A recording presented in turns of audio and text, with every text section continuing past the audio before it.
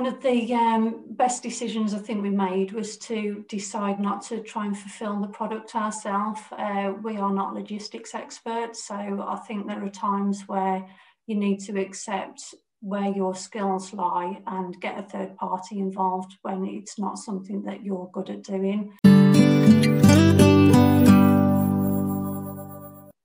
So on this CheckoutScout tent, we're joined by Julie Teague, who's just set up her own e-commerce business. She's going to tell us a bit about it. Jules, hello. Hello, how are you? Very good. Great to see you. Thanks for joining us in the tent.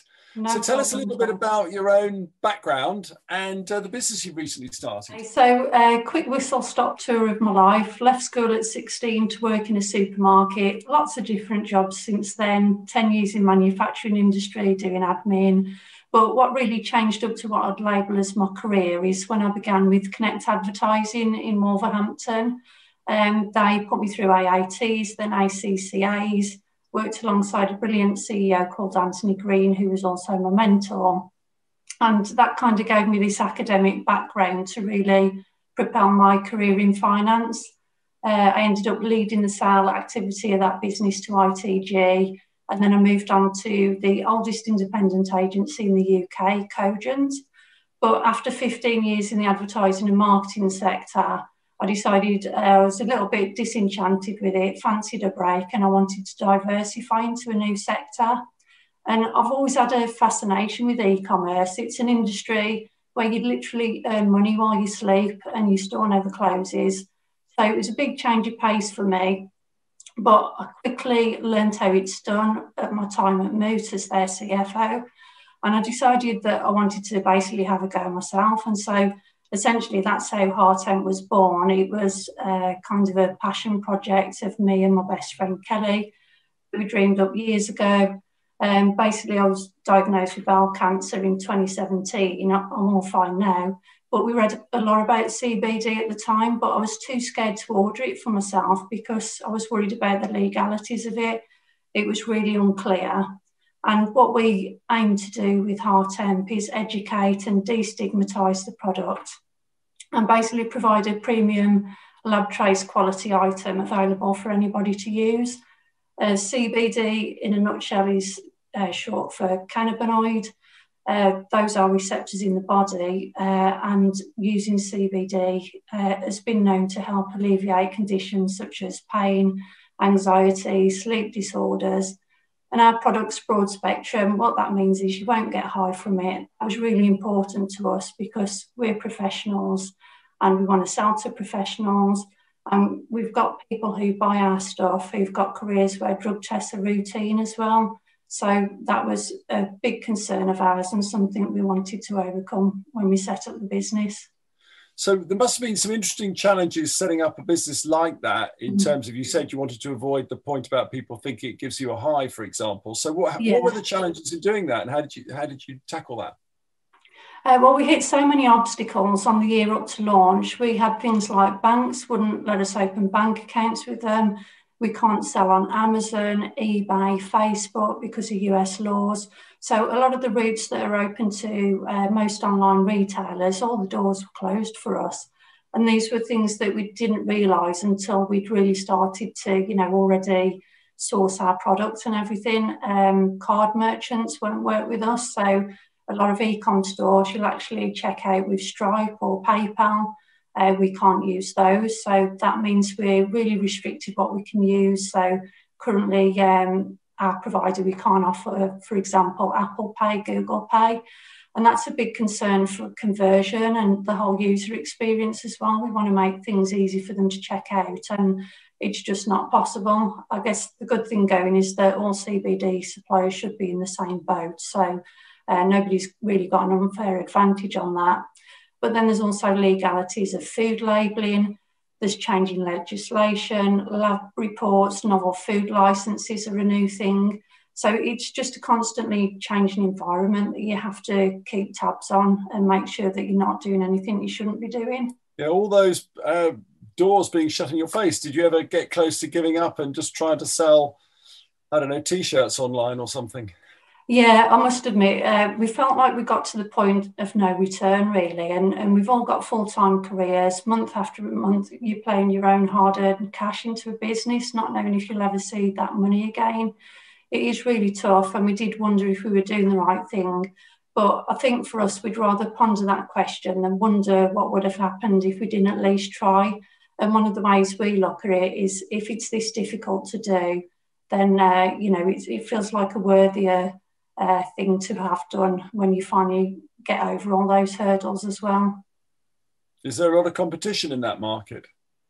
Yeah, surprisingly, I didn't think there would be because of how difficult it was for us to get there, but it's kind of blown up recently. But one of the things with that is there's a lot of people selling products that they shouldn't be selling. They'll say that they've got a fully traced lab reports and they don't. And it really is dangerous for consumers. Research your product, make sure you know what you're buying, check for lab certs. So turning to some of the specifics of setting up an e-commerce business rather than the actual product itself, which clearly came with some challenges. What were some of the sort of solutions and how have you actually got that e-commerce business to market? What have you used to kind of the platform and to distribute and to market it? Yeah, so one of the founders, Kelly, she's got her own clinic, so she was already doing all the social media for that, so she's already done loads of courses and everything, so she looks after all the social media. We delegated tasks really carefully based on skill sets of the founders and tried to delegate the workload up based on skills and fairness of who's doing what and how much time it's taking up. I was lucky that because of my time in an e-commerce business, I already understood a lot of the platforms that were used. I know the pros and cons of them. And essentially, we ended up going with Shopify just because it's familiar. And we didn't want to start getting to grips with a platform that nobody was familiar with.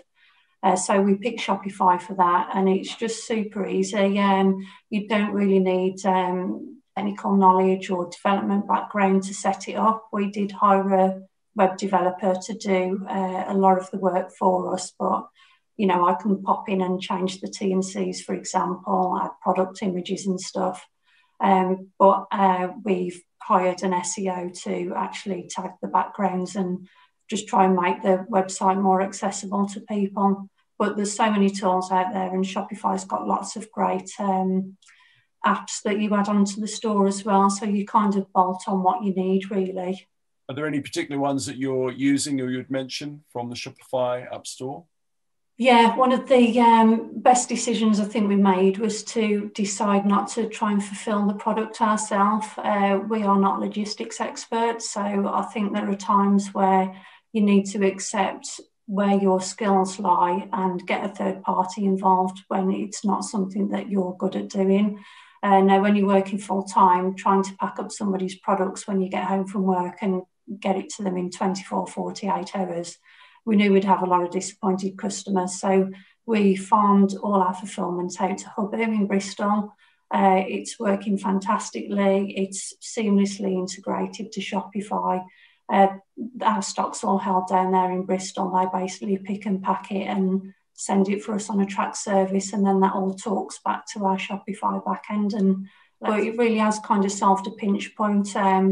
We found that a lot of fulfillment places didn't want to work with us because we were too small. It's kind of talked to us in a year when you've got statistics and turnover. Hubu aren't like that. They're just like, yeah, great, come along, put your stock here and we'll see how it goes.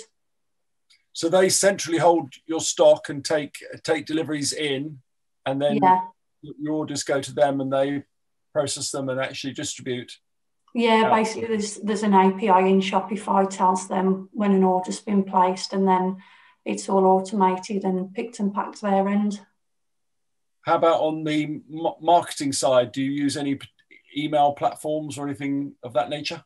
Yeah, at the moment we're using something called Seguru that will send out an automated welcome email when somebody subscribes, and it will send out monthly newsletters as well. So we're still kind of trialing that one at the moment. It's the only one we've used. Shopify has its own versions in there, but we didn't find it was really robust enough for what we wanted it to do. Yeah, so Seguru seems to allow us a little bit more freedom in tailoring the emails that are going out and when it goes out as well. It's good on the price point as well, because if you're a low user, it's really cost effective, and then it's only when you hit certain thresholds it will start charging you per email, for example.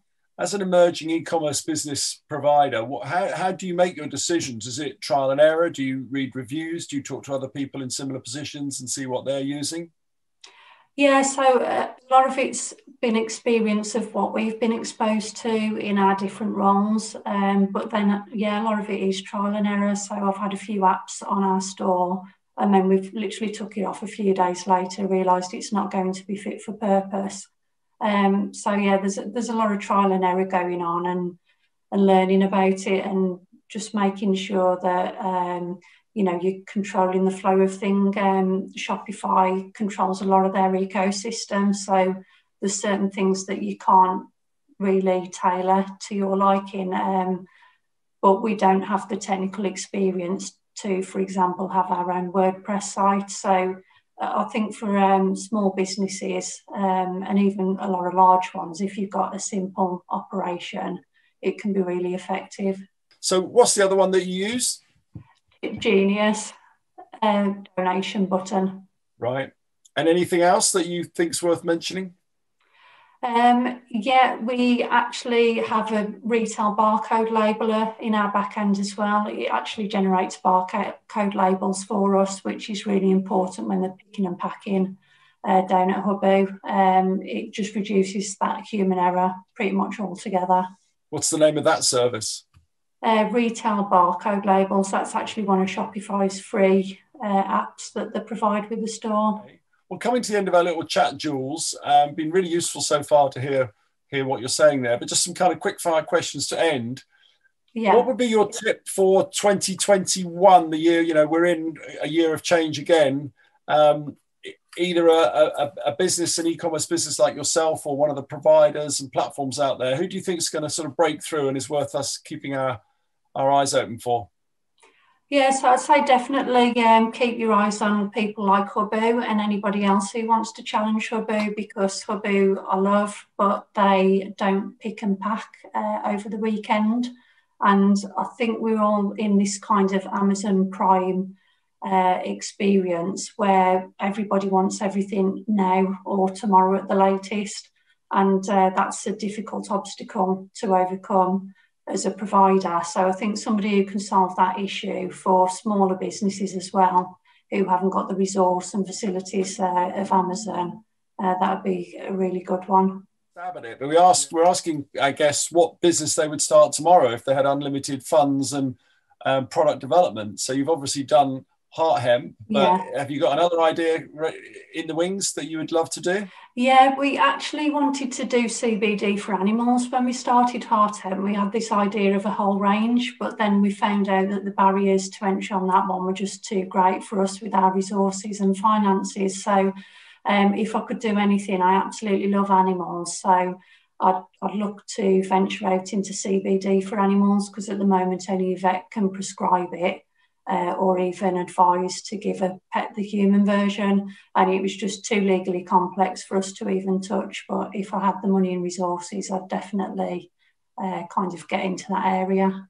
Final question: when we get out of lockdown completely and everything's open, what's the kind of bricks and mortar real experience that you're most looking forward to having? Yeah, so for me, I love shopping online. I really don't like visiting the shops a lot of the time. But I've failed miserably during lockdown trying to get things like makeup. I've ordered stuff, it's arrived, and it's just not looked like the colour I ordered. So I'm just really looking forward to getting to a makeup store and kind of even like just looking at and smelling the makeup. It sounds a bit odd, but whatever floats your boat. Yeah, sure. No, smelling's a good point, isn't it? Almost impossible to replicate online. So, the smell of a real premises is something which I think we're all looking forward to. Yeah. Well, Jules Teague, thanks very much indeed for joining us today on the CheckoutScout Tent. Thank you. Okay, you're welcome.